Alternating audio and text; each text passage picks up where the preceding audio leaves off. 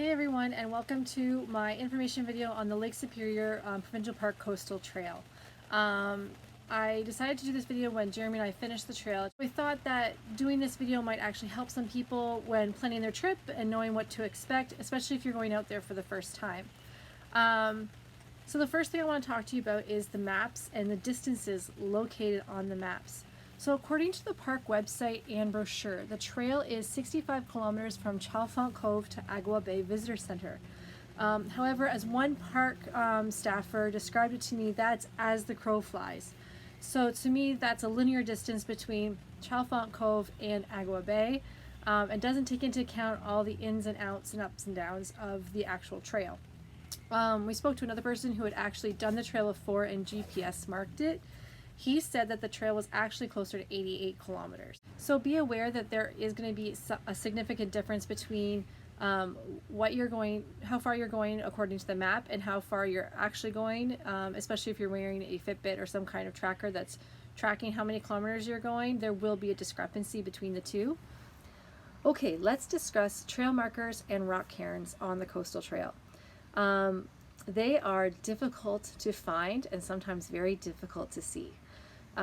You will oftentimes find that there's a lot of distance between trail markers, and so you'll be looking around not sure where to go. The hardest to see, they will have the most distance between them, and then of course as you're coming around a rock face, it's really hard to see around it to look for the next cairn. The other thing you'll find is that there will be what appears to be trails leading from the coast into the interior, but there's no trail marker to go with them. Jeremy and I have dubbed those fake trails. So if you see a trail going into the bush with no blue marker telling you that that for sure is the trail, do not follow it. Stick to the coast if you're in doubt. If you don't see a rock cairn over a long distance, just keep going a little bit further. You're probably bound to see one. Sometimes their idea of a rock cairn is a little teeny tiny rock on top of a giant boulder, and that's it. Other ones are very beautifully stacked 3 or 4 rocks on top of each other, so it's very clear that those are rock cairns. Other ones are not so clear. So now let's break down the trail section by section. We'll discuss the distance, we'll discuss the terrain, what to expect at various campsites. So let's just start with the Gargantua Bay parking lot. So you'll start at the parking lot at the end of Gargantua Road and head north towards Gargantua Harbor. Now the distance between these two places according to the park is about 2 to 2.5 kilometers. So from Gargantua Harbor you're going to head north to Warp Bay, and according to the park brochure and information, that distance is 5 kilometers. From here you can either head north to Chalfont Cove, or you can head the other direction to Devil's Chair. Both directions are approximately 2 kilometers according to the park website. This section is quite easy. There's one significant incline as you get to Gargantua Hill, which on the map says 314 meters of elevation. But other than that, this part of the trail is quite flat and very, very easy. You won't find a lot of trail markers though, so there will be some sections that are overgrown and you'll have to really look for the trail marker, or just keep going in the direction you're going and hoping that you see one. So the Gargantua Harbor campsites are all equipped with thunderboxes and fire pits, and I think some of them had picnic tables. We just walked through that section. We'd actually stop and stay there. So this is just from what I remember seeing while we were walking through. All of the sites were on the water, so that's always a nice plus too. However, as these sites are so close to the parking lot, they do tend to be very, very busy. And very popular, so keep that in mind when you're planning, because everything's first come first serve out there. Warp Bay is a beautiful sandy beach. The area's got really good campsites. They all have a fire pit, a picnic table, a thunderbox, and a bear box, or at least our site had a bear box, so that was excellent. We really did enjoy our stay at Warp Bay. The beach was gorgeous and the swimming was fantastic. So when we did the trail, we went to see the Devil's Chair rock formation. When you do get to Devil's Chair, the campsite area, there's 3 campsites. If you continue along the trail, you'll get to a signpost that says has a sign pointing to a lookout or a sign pointing to a campsite. So that'll be the final campsite out of the three.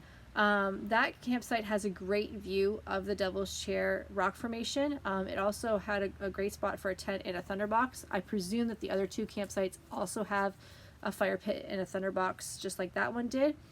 I don't recommend going up to the lookout. It was overgrown, and basically the trail just ended on the side of a mountain. When we got there, we were extremely disappointed. There was no information on the formation, so we had to really double check to make sure what we were looking at. We had to know ahead of time what it is we were looking for. So I don't necessarily recommend going up to the lookout. The last campsite had a great view of the rock formation.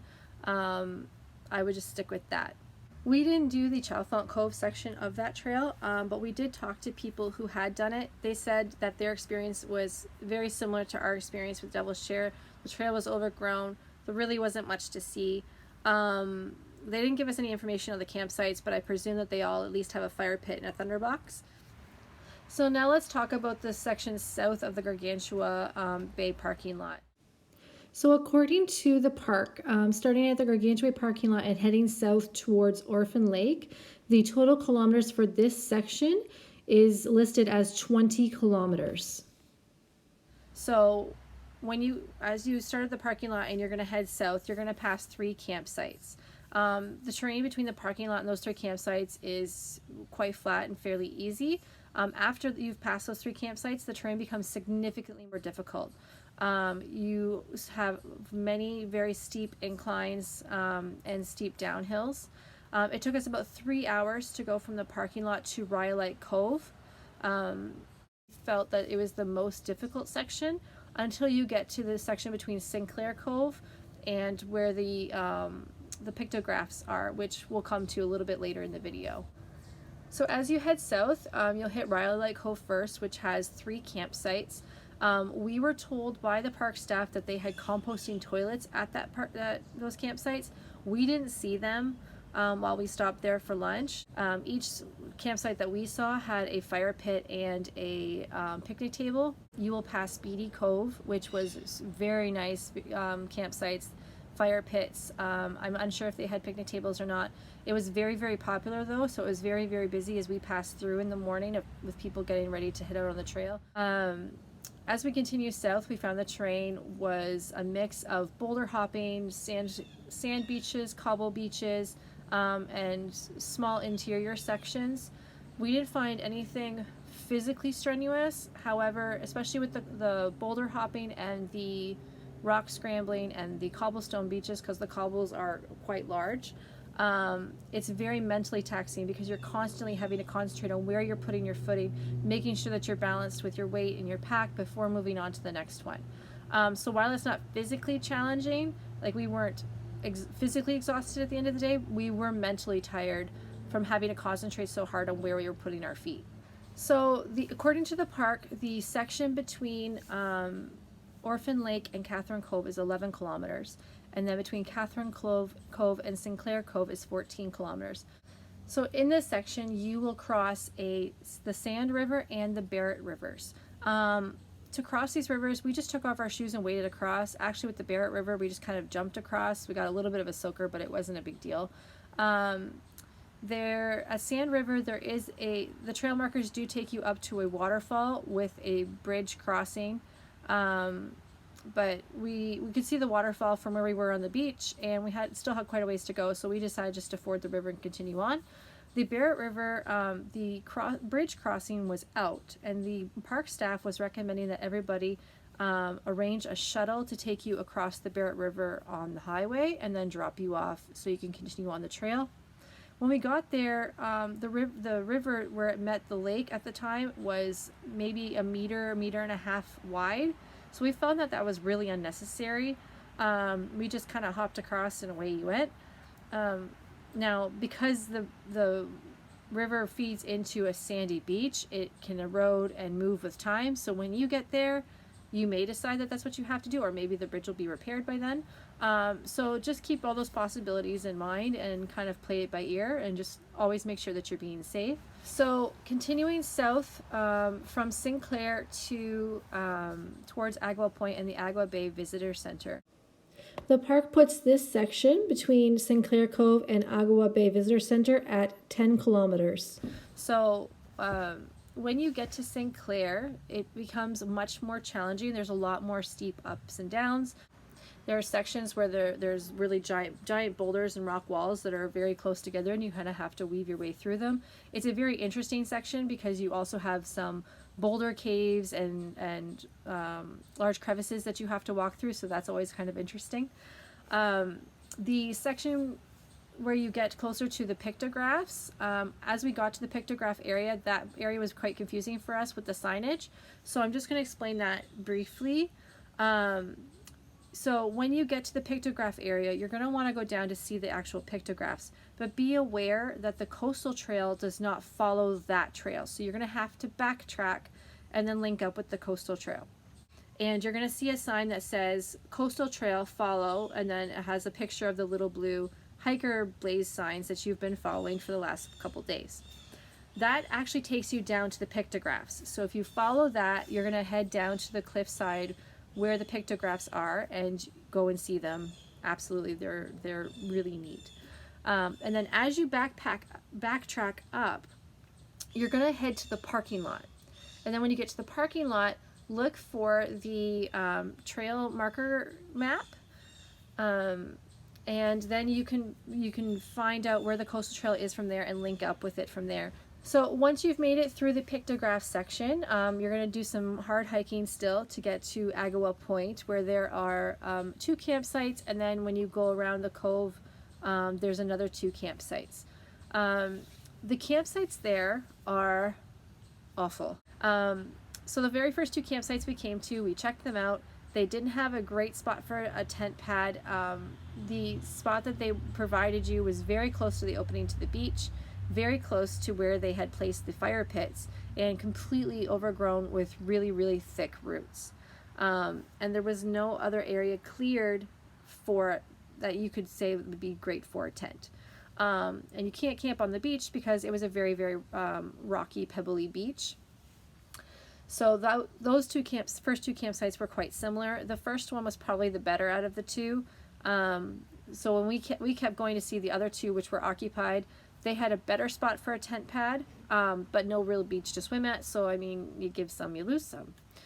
And then when you leave Agawa Point, the first about hour and 15 minutes is quite challenging interior hiking. There's lots of steep ups and steep downs.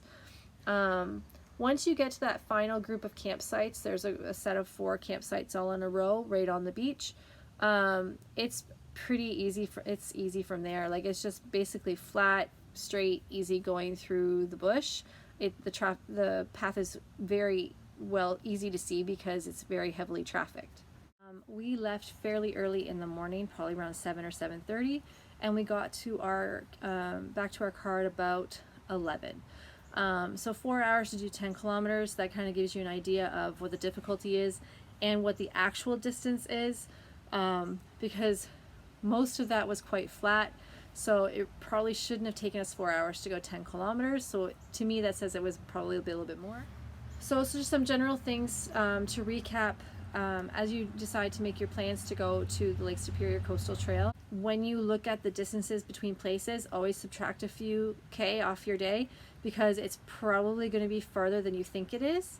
And then just really watch your for your rock cairns and your signs. You know, if you don't see a sign going into the bush but you see a trail, don't follow it, right? Those are the fake trails. Stick to the coast if you're not sure. Eventually you're going to come to a rock cairn that will point you in the right direction. Yeah, just be safe out there. Enjoy the trail. I hope you found this video informative, and if you have any questions, just post them below and I'll be happy to answer any questions you might have. Anyway, that's it for this information video. If you liked it or you like the videos on this channel, hit the subscribe button, and hopefully I'll see you next time. Thanks for watching.